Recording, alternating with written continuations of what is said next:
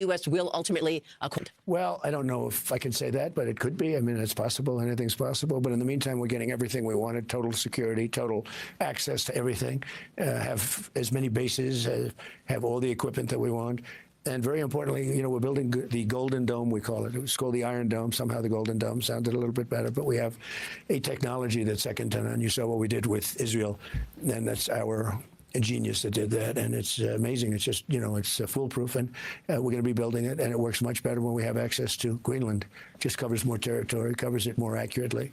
Missiles will be more accurate by having it. It's very important strategically as a piece, and we will have everything we want. We're getting everything we want at no cost. So the Golden Dome will be on Greenland? A piece of it, yes, and it's a very important part because it's everything comes over Greenland. If the bad guys start shooting, it comes over Greenland.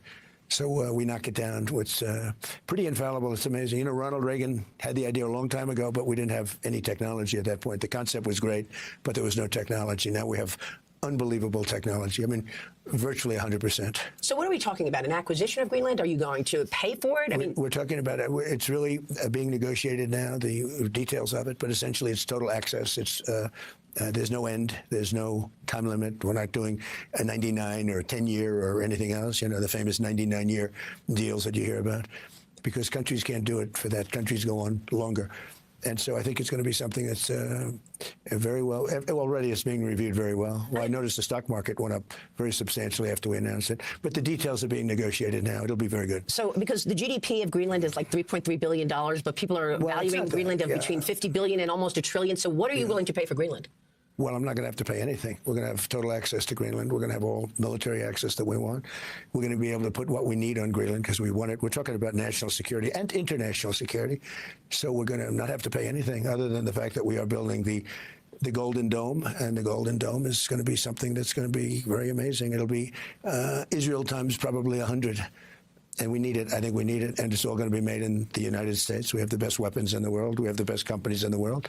We want them to produce faster. And, you know, we've put a mandate out. You're going to have to produce faster, whether it's the Patriots or the Tomahawks or the F-35s or anything else. We make the best equipment, but they have to make it a lot faster. And you've said you want a defense budget of $1.5 trillion for 2027. How do you pay for that with the $37 trillion debt load? Yeah, the money that's coming in is astronomical. You know, we'll be taking in over $600 billion this year alone in tariffs, and that's because we're doing it nice and easy. We're not even doing it strongly. We hope we have a good decision from the Supreme Court. If we don't, we figure something else. But it certainly makes life a lot easier if we have that decision that we're waiting for. If we don't, we'll do something else. But we have a lot of money coming in. We have a tremendous success. We have over $18 trillion. It could be, when I get the final numbers, could be more than that now because, you know, that was a month and a half ago, but we have $18 trillion coming into the country in the form of investments.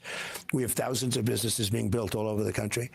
And you see it, you report on it better than anybody else. I appreciate that. But, you know, when you think of 18 trillion plus, no country's done anywhere near that. Like, that's probably 4 times, 5 times more than any other country's ever done. And I always say money goes where it's treated best. Well, it's so you've got the right policies, obviously. But they want to be treated good. They want to know that, you know, we have a country that's hot. We had a dead country 1 year ago. This was a dead under Biden.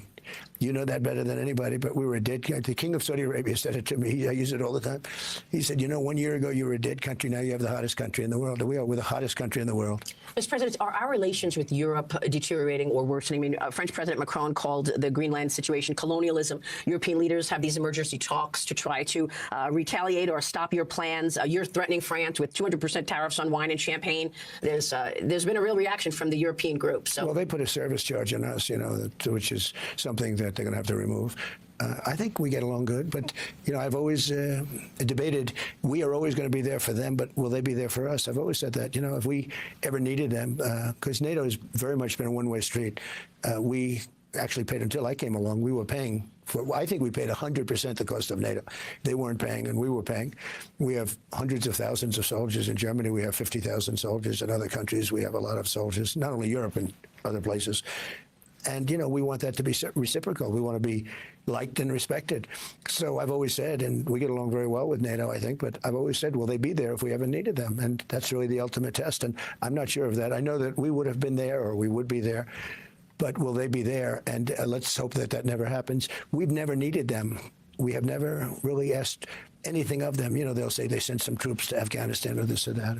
And they did. They stayed a little back, a little off the front lines. But we've been very good to Europe and to many other countries. And now under my administration, that began because we had a very successful first term. That began then, but it has to be a two-way street, and it's been a two-way street, much more so. And now it's really been a two-way street. So, what should we expect from the European countries? I mean, they've got this EU anti-coercion instrument that would be, services impacting our services, as you said. And then the Danish pension fund said that they're going to exit U.S. Treasuries, $100 million treasuries at the end of December. European countries hold trillions of stocks and bonds from the U.S. Do you worry that they would start selling those in retaliation? If they do, they do. But, if that would happen, there would be a big retaliation on our part, and we have all the cards. Mm-hmm.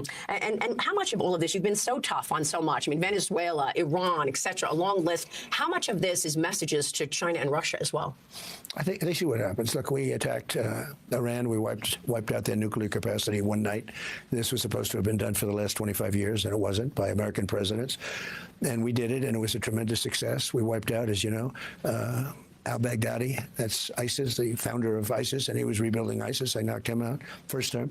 Soleimani, that was a big one. He's the father of the roadside bomb. All the young people that you see without arms and legs, and their face was blown to pieces. And that was 95% sure it was al-Baghdadi. He was the father of the roadside bomb. He's gone. Now he's wiped out. And recently Venezuela. But a big one was, you take a look at what we did. We would not have peace in the Middle East if we didn't take out the nuclear capacity from Iran. We wiped it out. Operation Midnight Hammer, it's called. And that was an incredible feat. Every single bomb went right down those chutes and exploded. 100,000-pound bombs, massive bombs. They went right through. In the dark of night, no moon, no anything. Every single bomb hit its target perfectly. And then recently Venezuela, some people think that was sort of the most amazing because this was in a major military fort, one of the biggest military forts, went in, it did the job, came out. Nobody can believe it happened. Nobody killed, no equipment lost. Pretty amazing. It could be that what you did in Venezuela galvanized the people of Iran, and I want to get your take on next steps because you told the people of Iran you're with them, help is on the way. We understand from reports at least 20,000 people are dead. How do you know they're no longer killing citizens, and will you finish the job? Well, I hear two different reports. I mean, I hear different numbers, much different than those numbers. But I will say that they were going to hang 837 people that you know about, and that was sort of a done deal. And I said, if you do that, you're going to pay a big price. You're going to get hit harder than anybody's ever been hit before. And they decided not to do that. So they didn't hang those people on Thursday. Last Thursday, they were going to hang. Can you believe it? We're talking about this? No. That's from 1,000 years ago, right? But that's what we're dealing with. And yet smart, cunning people. But it's an ancient way of life. They were going to hang 837 people. And I said, in the very strongest of language, don't do it. And they didn't do it. So that was a big thing. And from there, we'll see what happens. I mean, that's the last we had to do with them for a little while. But if we didn't take out their nuclear threat, there would not be peace in the Middle East. Nobody could have done it. They were all afraid. They were afraid. They used to say the bully of the Middle East, that Iran was the bully of the Middle East. Now, they're not such an effective bully anymore. Well, if they keep killing